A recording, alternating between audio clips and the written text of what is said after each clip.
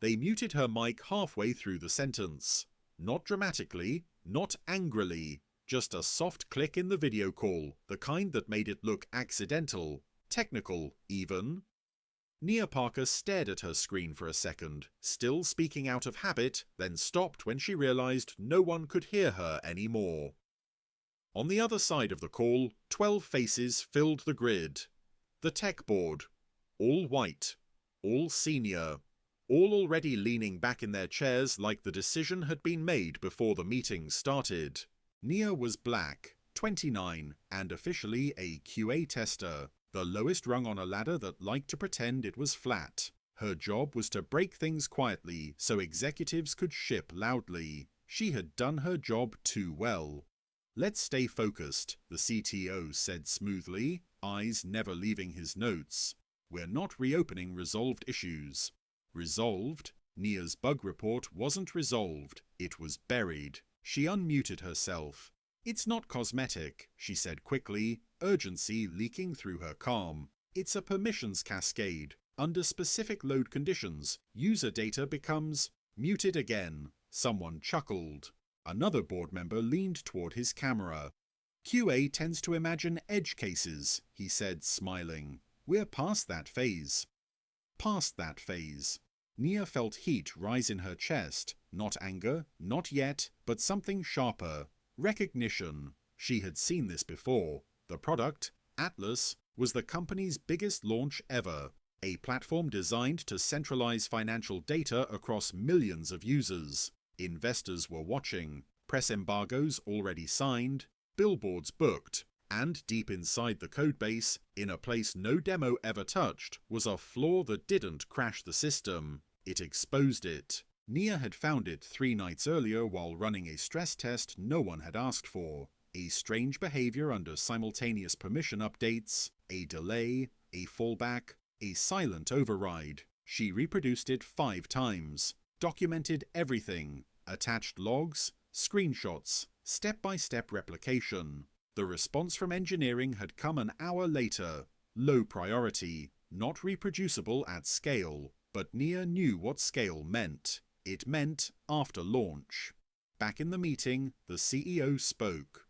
"We appreciate diligence," he said, voice warm. "But we can't afford paralysis by analysis." Heads nodded. Launch was in 48 hours. The meeting ended with applause emojis and calendar invites. Nia sat alone in her apartment, laptop still open, the silence louder than the dismissal. She didn't cry. She opened her bug report again, read it slowly. Then she did something the board didn't expect. She ran the test again, this time simulating real-world chaos. Delayed responses, partial rollbacks, legacy user accounts migrating mid-session. The screen froze, then resolved, just like before. Except this time, the data didn't belong to the test account. It belonged to another user, a real one. Her hands went cold. This wasn't a bug. It was a breach waiting for a trigger. And the trigger was launch traffic. Nia leaned back, heart pounding, and understood the position she was in. If she stayed quiet, the launch would happen. The flaw would surface later, customers would be exposed, blame would trickle down. If she spoke up again, she'd be labelled difficult, disruptive. Not a team player, or worse, but being silenced had taught her something important. When they stop listening, the only thing left is evidence. Nia opened a new folder, named it Pre-Launch Verification, and began documenting everything in a way no one could mute. Because the tech board thought they had silenced the tester. They didn't realize she was about to stop the launch, not with volume, not with outrage, but with proof so precise it would leave them no place to hide. Nia didn't send the report to engineering again. She knew what would happen. Instead, she followed the path the company loved to advertise but rarely respected: escalation through documentation. She rebuilt the test environment from scratch, mirroring production conditions exactly, same latency, same user permission overlaps, same third-party integrations that marketing bragged about but engineering barely touched. She recorded everything: timestamps, memory usage, Access logs. At 2:14 AM, she triggered the cascade again. This time, she screen recorded the entire sequence. A user with limited permissions briefly gained read access to another user's financial summary. Not editable, not persistent, but visible. Long enough to screenshot. Long enough to violate every privacy promise the company had made. Nia stopped the recording and stared at the frozen frame. This was the moment most testers never reached, the moment when the issue stopped being theoretical and became radioactive. She knew the language she had to use now, not bug, not edge case, regulatory exposure.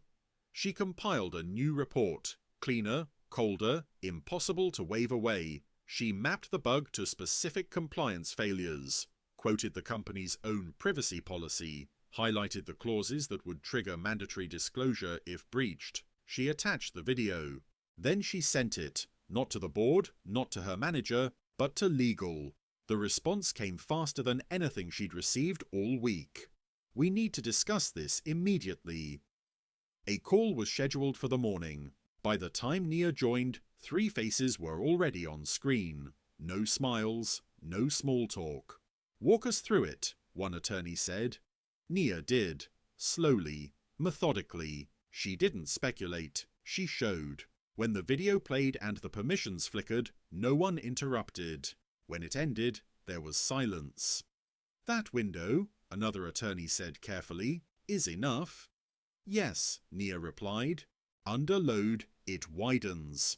Someone muted themselves. Someone else took notes. "This wasn't in the launch risk memo," the first attorney said. "I reported it," Nia said. "It was closed." Silence again. The call ended with a promise. "Do not discuss this outside this group." An hour later, Nia's calendar filled with new invites, emergency reviews, compliance syncs, architecture audits, and one meeting she hadn't been invited to, the board, but she didn't need to be there. Because at 4:37 PM, a company-wide message went out. Launch postponed pending further verification. No explanation. No attribution. Just a sudden, expensive pause. Slack exploded. Engineers speculated. Product managers panicked. Executives assured investors it was a strategic delay.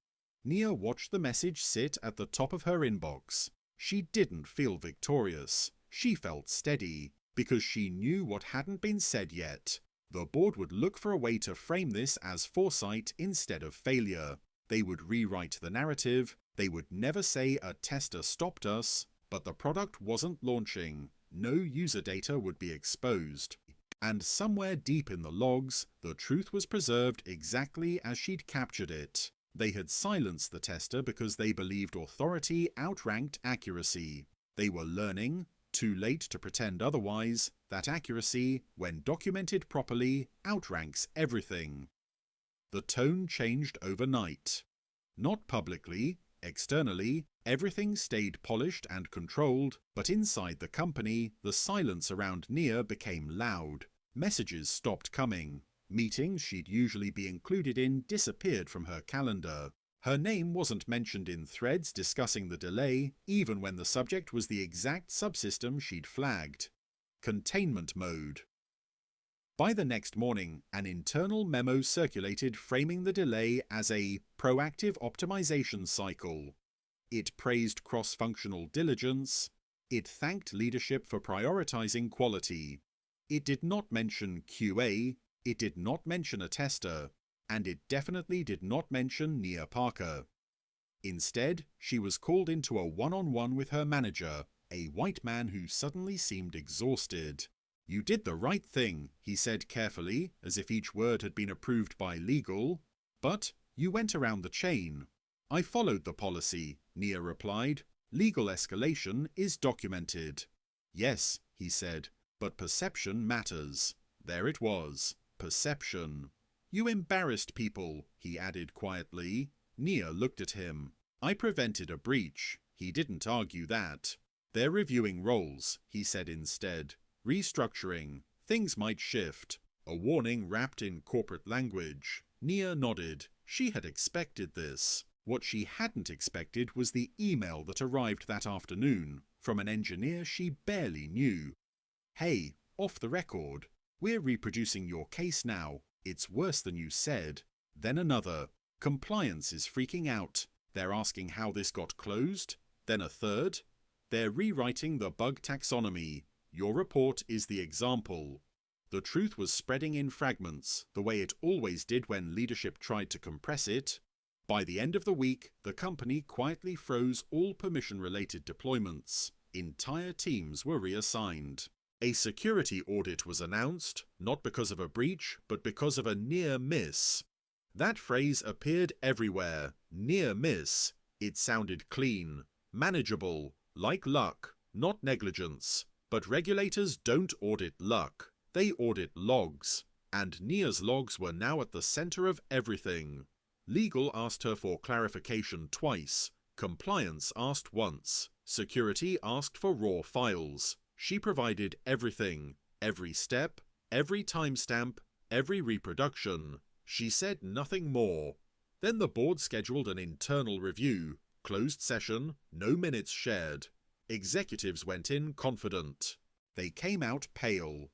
Because the question had shifted. Not how did we catch this, but why was it silenced in the first place? Someone pulled the meeting recording, the one where her mic had been muted. Someone noticed the comments, the laughter, the dismissal. It didn't look good in hindsight, and suddenly the silence around Nia wasn't protective anymore. It was suspicious. They had silenced the tester because they believed bugs were obstacles to momentum, not warnings about reality, because they thought launch pressure justified selective hearing. Now the delay was costing millions, and the only person who had been consistently right was the one they'd tried hardest to ignore.